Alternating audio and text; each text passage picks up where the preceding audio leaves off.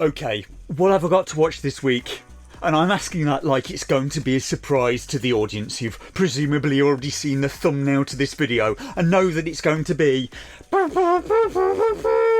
Disney's Ironheart again. Oh, balls. How do I even explain this show? Ironheart is the story of one Riri Williams, a young woman who the show repeatedly describes as being a genius and then consistently shows the exact opposite of that to be true. Riri has a dream of building a flying armoured Iron Man suit out of scrapped car parts, and last episode our brave hero stole from a load of people again and suffocated a guy. And how do I even recap or sum up what this character has done in just 4 episodes? She needed money to build her suit, so she was selling restricted technology to students at a university so they could cheat on assignments. This got her thrown out of university, and she stole the Iron Man suit on her way out and moved back in with her mother. She went to buy parts for her suit from a scrapyard despite having no money, and when a guy she'd never met offered to pay for the parts in cash and offered her a job, that didn't make her suspicious in any way. To go to the job interview, she had to take a lift in the back of a pizzeria, and the man who offered her the job didn't even tell her what the job was. That also didn't make her suspicious in any way. She then got on the lift in the back of the pizzeria and it started filling up with poison gas, and she had to escape, and that was the job interview. Still not suspicious. She gets told up front that this is a criminal gang that want her to join them, who rob and extort people for money, and she's fine with that as long as they don't hurt people. Then she's told the gang is made up of several street fighters and a woman who likes to make bombs, and she's still fine with that. The leader of the gang can turn invincible and has superpowers, and appears to be possessed by a demon, and she's fine with all that as well. None of that makes her suspicious. The problem with this is that she can't even work with the gang yet because her armoured suit is broken. So she looks online and finds a man who has the illegal parts she needs for the suit and extorts him by threatening to turn him into giving her the parts that she needs. And the man is so fragile and beaten down and broken that he both helps her and starts to see her as a friend, despite not even liking the idea of making armoured suits in the first place. He wants to use the components he has to help people replace missing limbs or organs. Can actually help people. Organ replacements, prosthetic implants, that's just the tip of the iceberg. And our hero, Riri, when she hears this, says, No, that sounds sus. What do you mean that sounds a bit sus? That may be the only single thing that's happened in this entire show that is morally correct. I can't see what he wants to do as being anything other than morally good. He wants to use tech to restore sight to the blind, enable people to walk again, and that's what sounds sus to this character. But working with a demon to rob people, that's a-okay. That's fine, I guess, because she's getting paid. Making it rain, keeping it real. Keeping it real! Real dumb! So Riri Williams is a character the show insists is a genius and then has done nothing but show me that she's a complete cretin. She asks a favour from her new friend, the guy who wants to help the blind to see again. She wants to use some of his components and he helps her, but first makes a promise not to get him into trouble, as all of these components, he says, can be traced directly back to him. And within a day, she then leaves the components at the scene of a multiple homicide. So at the start of this, episode 4, the man who did her a favour is now in jail and his life is in ruins. Riri Williams may be the single worst superhero I've ever seen, and I watched She-Hulk Attorney at Law. In my review of the last episode, I talked about Riri saying that she didn't have a choice but to do any of this and join a criminal gang because she needed the money for her suit, but she absolutely did have other choices. She could have got a job and earned the money legally because she's supposed to be a genius level engineer. She seems to have invented a solar panel that somehow works in the dark. You'd think she could have made money off that, but no. She also could have worked in her late stepfather's auto shop. She also could have worked with the guy who she initially went to extort, because you could make a lot of money helping people to walk and see again. Instead, she chose to rob people. At some point during this episode, she asks her love interest if he thinks she's a good person, and spoiler, no, she isn't a good person.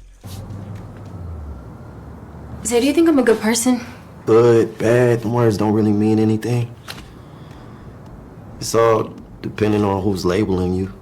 Knackers. So if someone goes to Africa, abducts a load of people's children and then sells them, is anybody going to say, "Ooh, no such thing as bad or good, it just depends on who you ask"? Knackers.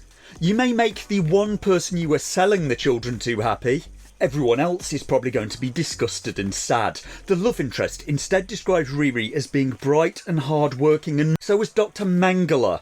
Just every character in this show is written as an idiot.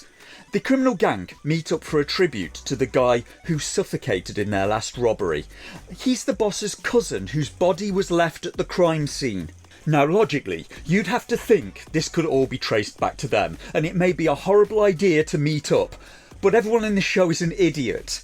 Riri suspects that the demon-possessed leader knows that she's responsible for what happened to his cousin, and he couldn't make it any more laughably obvious that he does. Yeah. I got plans for you. And he's a complete fool. All he had to do to get his revenge on Riri was say nothing, then get Riri to come to the gang hideout without her armour on, and just end her. She's only a threat when she's in the armour. Instead, he keeps on dropping hints that he's out to get her, and she still keeps on showing up at the gang's hideout completely unarmed and without her armour. The memorial service is logically where he should have got his revenge. Everyone arrives, he walks out in his cape and just snaps Riri's pencil neck. Done. Oh no, he can't do that for reasons of plot armour. It's also pretty clear that the woman playing Riri is not exactly doing a great performance. When she tries to do fear, she instead looks like she's sucking a lemon. Parker, you got anything for me? And it's not that they couldn't have got somebody better, because the woman playing her best friend even seems like a better actress and she's already in the show.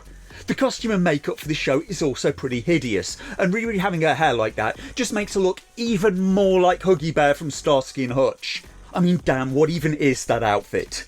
A crop top with a hoodie, with a jacket over the top that looks like it was a hand-me-down from Sammy Davis Jr. This should not be a secret. Attractive people attract people, hence the name. It may seem shallow, sometimes I may like to think I'm above it all, then I see Scarlett Johansson in Iron Man 2 and realise, yeah, I'm not so much.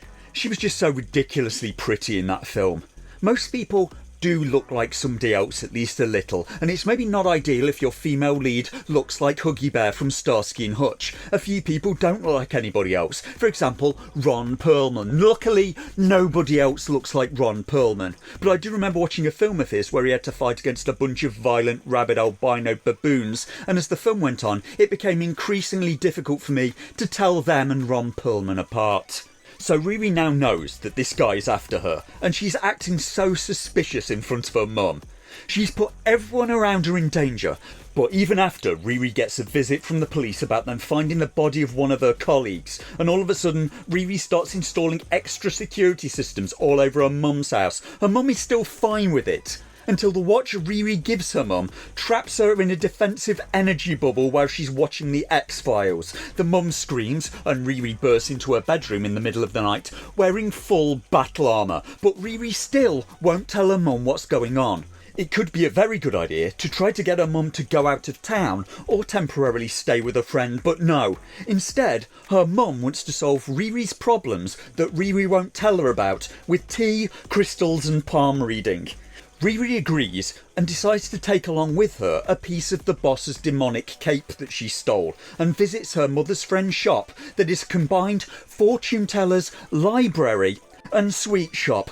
And this is where the show just went completely off the rails, because her mother's friend and her daughter work in this shop, and the daughter can just sense that Riri has something evil in her pocket, the piece of demonic cape, and before Riri can pull it out, the daughter, and I'm not even joking, warps them to a different dimension through the sweet shop floor. The series has up to now been at least somewhat grounded, and this happens literally out of nowhere. If you want to understand any of this, I hope you watch the Doctor Strange movies that are all about magic users. It's been a while for me, but thinking back, didn't the most powerful magicians in the world need a ring to travel between dimensions? So this show is now telling me that these two people who run a sweet shop are now more powerful than the Sorcerer Supreme.